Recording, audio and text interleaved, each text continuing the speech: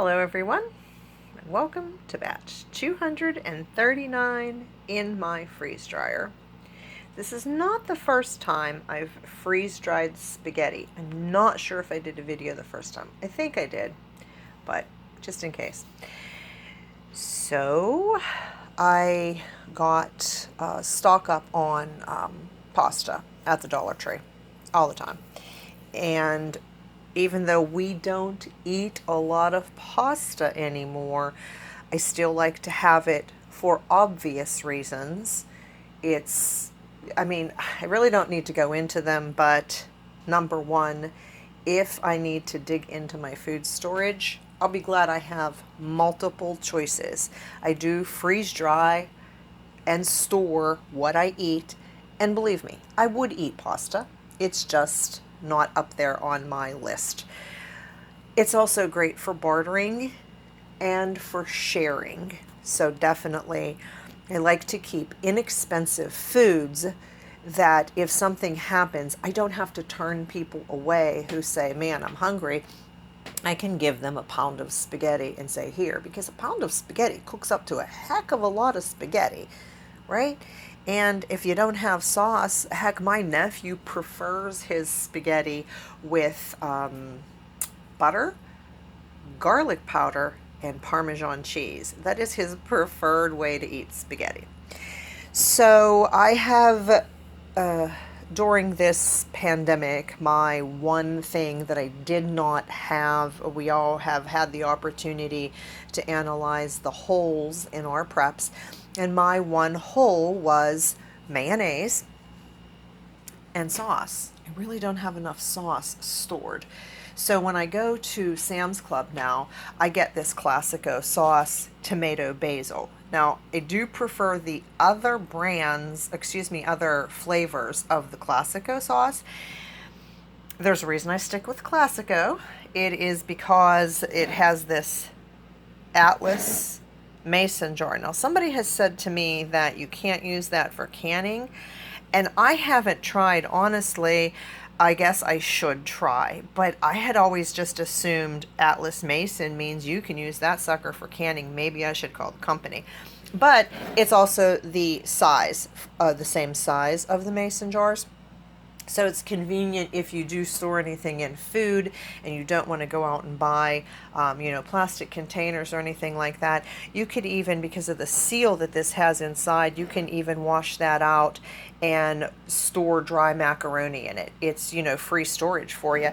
And that wouldn't be a bad alternative to storing your pastas in your cabinet. I actually use mason jars to store my spices, the small ones. They make spice sized, but those weren't large enough for us.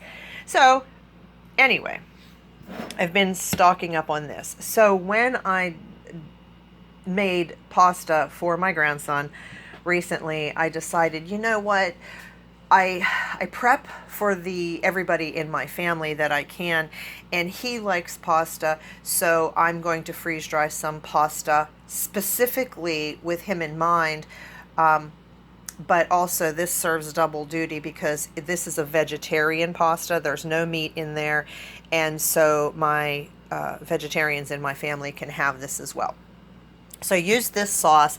To me, it's really bland because my husband makes his own sauce, and his sauce is just amazing.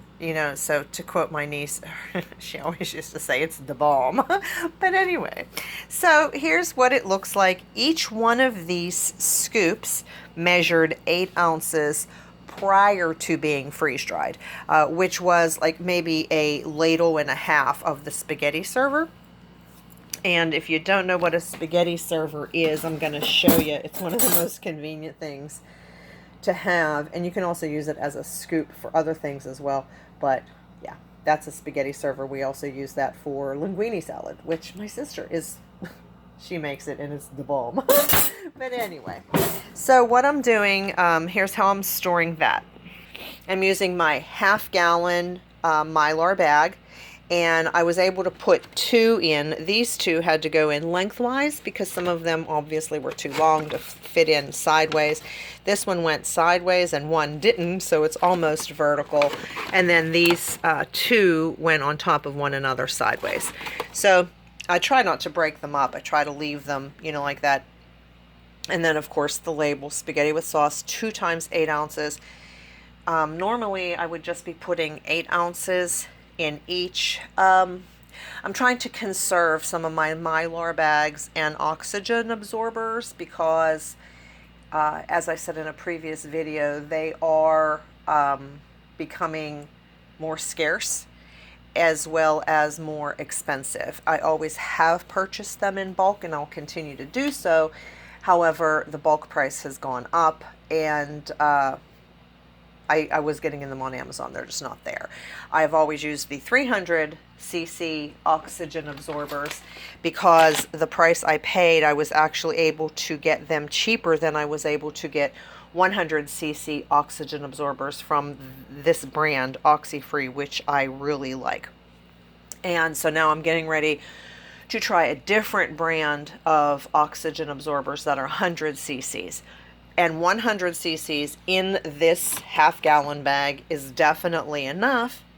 I was using overkill, which to me was a good thing, but it was the best financial decision anyway, because I got these for as low as a nickel a piece, and now I can't get them for less than 10 cents a piece, and I have to buy 1,500 of them. So I'm fixing to order 4,100 cc oxygen absorbers, and yeah, that I think it's like $189. But anyway, let me move on. So here are the notes on the spaghetti. So here's my not so fancy writing. Now I'm going to show you, here's where it says batch 239.